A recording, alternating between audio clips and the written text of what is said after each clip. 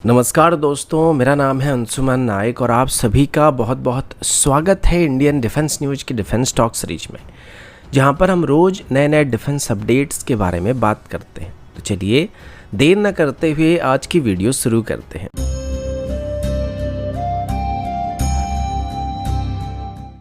आज की पहली अपडेट HLFT-42 एयरक्राफ्ट को लेके है।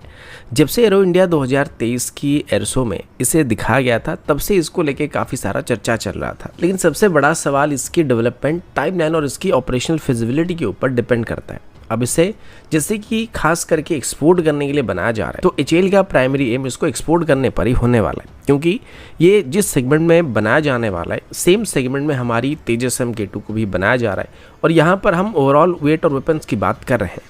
अब वैसे तो HLFT-42 को एक lead in fighter trainer aircraft के तौर पर बनाया जाने वाला है, और अभी सेम कैटेगरी के अंदर ऑस्ट्रेलिया की तरफ से एक टेंडर को भी फ्लोट किया जाने वाला है। रिसेंटली ऑस्ट्रेलिया की एयर शो अवेलॉन 2023 में ऑस्ट्रेलिया की तरफ से एक टेंडर को अनाउंस किया जा रहा है, जिसमें वो एक लीड इन फाइटर ट्रेनर को खरीदना चाहते हैं, जिसको वो अपनी एग्जिस्टिंग हॉक 127 एयरक्राफ्ट को रिप्लेस करने के लिए इस्तेमाल करना चाहते हैं। और ऐसे करीब 30 से 40 एयरक्राफ्ट वो खरीदने वाले हैं। इस टेंडर में जिन एयरक्राफ्ट को वो खरीदना चाहते हैं, उनमें बोथ पायलट और वेपन स्टेशन ऑपरेटर को तलाश कर रहे हैं। इसके अलावा इसे वो अपनी एग्जिस्टिंग PC-21 ट्रेनर और अपनी एडवांस फाइटर जेट जैसे कि F-35 और F-18 जैसे एयरक्राफ्ट के बीच एक ब्रिज के तौर पर इस्तेमाल करना चाहते हैं। और एक तरीके से बोलो कि ऐसे एयरक्राफ्ट को खरीदना चाहते हैं जिसमें इन सभी मॉडर्न एयरक्राफ्ट को उड़ाने के लिए नए पायलट को ट्रेनिंग दिया जा सके। और HAL की तरफ से भी ऐसे ही प्रॉब्लम्स को अभी सॉल्व करने के लिए HLFT-42 को बनाया जा रहा है। अब पहले HAL की तरफ से बताया जा रहा था कि वो इस टेंडर में अपनी लिफ्ट यानी कि लीड इन फाइटर ट्रेनर को ऑफर करने वाले थे, जो कि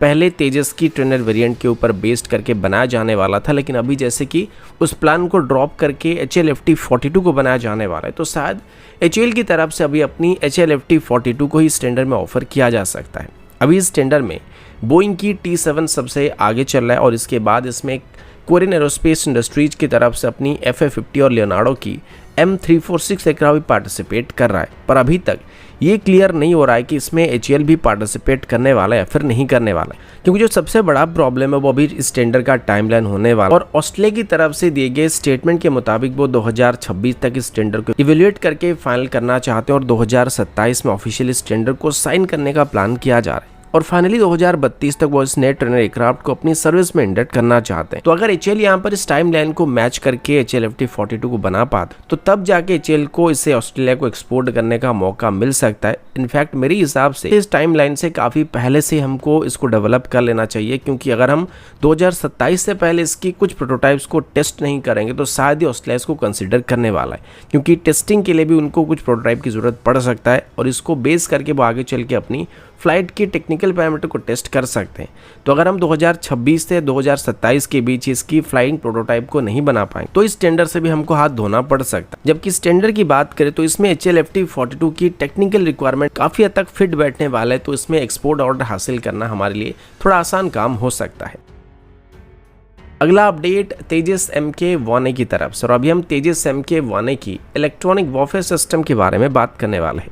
अब तेजस MK1A में तेजस MK1 के मुकाबले जो सबसे बड़ी एडवांटेजेस था वो इसके एसर रडार के साथ इसमें मौजूद इलेक्ट्रॉनिक वॉरफेयर सिस्टम होने वाला है, जिसके लिए DRDO की तरफ से सेपरेटली तेजस MK1A के लिए एक advance self protection jamming system को डेवलप किया जा रहा था, जैमिंग पॉड को डेवलप किया जा रहा था। ये मेनली दुश्मन के रडार में डिटेक्ट होने के बाद तेजस MK1A को दुश्मन की साइड में कुछ और किलोमीटर तक पेनिट्रेट करने में मदद कर सकता है, यानी कि ये दुश्मन के रडार की जो सिग्नल है उसके साथ छेड़छाड़ कर सकता है, जिस वजह से दुश्मन तेजस MK1A को डिटेक्ट करने के बावजूद भी सही तरीके से ट्रैक नहीं कर पाएगा और ना ही इस पर मिसाइल को लॉन्च कर पाएगा। और अगर इस पर मिसाइल को किसी तरीके से वो लोग फायर कर भी देते हैं, तो तब भी इसे मिसाइल के सीकर को पागल बनाया जा सकता है, जिससे मिसाइल अपना ट्रैक खो देगा।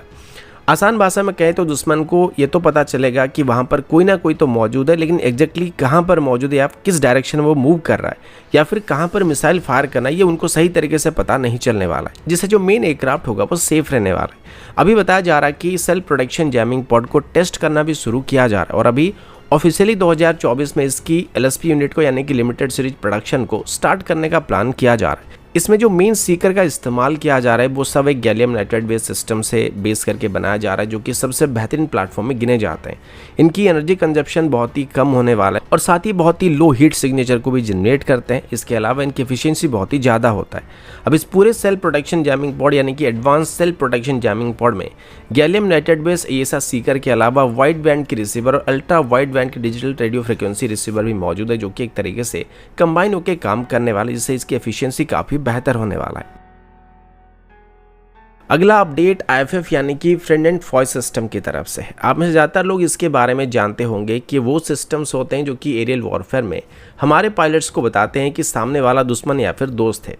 और कई जगह पर ऐसे सिचुएशन हो जाते हैं जहाँ पर दोस्त और दुश्मन एक ही जगह पर मौजूद होते हैं। तो ऐसे सिचुएशन में हमें IFF सिस्टम की मदद से पता चलता है कि उनमें से कौन हमारा दोस्त और कौन हमारा दुश्मन है, वरना हड़बड़ी में आके हम लोग हमारी दोस्त को ही टारगेट कर सकते हैं। और ऐसा एक हादसा हमारे साथ बालाकोट के दौरान भी हुआ था, जहां पर हमारी खुद की एयर डिफेंस सिस्टम ने हमारी MH17 हेलीकॉप्टर को मार के गिरा दिया था। और अगर आपको डिटेल में IFF सिस्टम के बारे में जानना है तो इसका लाइव डेमोन्स्ट्रेशन आप लोग जब भी हम DCS स्ट्रीम कर रहे होंगे तो तब आप अच्छे तरीके से इसको समझ सकते हैं कि दोस्त और दुश्मन किस तरीके से एरियल वॉरफेयर में पता चलता है। तो जब भी हम नेक्स्ट टाइम DCS को लाइव स्ट्रीम करेंगे तो आप इस सवाल जरा मुझे याद दिला दीजिएगा। तो अभी फाइनली हमारी एयरफोर्स के एक पायलट जिनका नाम विंग कमांडर विशाल मिश्र है, उन्होंने एक इंडिजिनस IFF सिस्टम को डेवलप किया है, जिसको हमारे एग्जिस्टिंग सभी एयरक्राफ्ट और नॉन एरियल प्लेटफॉर्म में इस्तेमाल किया जा सकता है। इस सिस्टम का नाम बायोलिंक है, जो कि एक real time data link system की तरह भी ऑपरेट किया जा सकता है और इससे हमारी सभी यूनिट एक दूसरे के साथ बातचीत भी कर सकते हैं। इसे सिर्फ एक IFF की तरह नहीं बल्कि कंप्लीट इकोसिस्टम की तरह डेवलप किया जा रहा है, जिसमें